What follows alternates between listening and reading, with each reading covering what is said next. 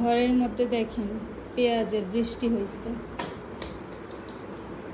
এত সুন্দর করে ঝুড়ির মধ্যে ভর্তি করে পেঁয়াজ নিয়ে এসে তারপর সারা ঘর হচ্ছে এরকম করে ফেলতেছে।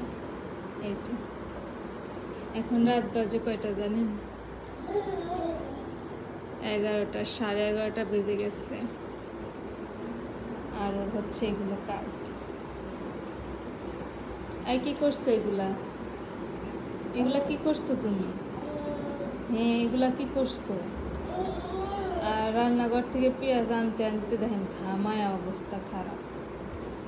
পেঁয়াজের ঝুড়িটা সে হচ্ছে টেনে কাছে নিয়ে আসছে, এনে তারপর এর মধ্যে থেকে ওই ঝুড়িতে নিয়ে তারপর সারা ঘর বৃষ্টি ছড়াইছে। আর ঈশ্বর যদি উঠাইতে নেয় তারপরও কান্না করে, উঠাইতে দিবে না। কত দূরে দূরে দিচ্ছে পেঁয়াজ। এগুলা সব তুমি উঠাবা, ঠিক আছে?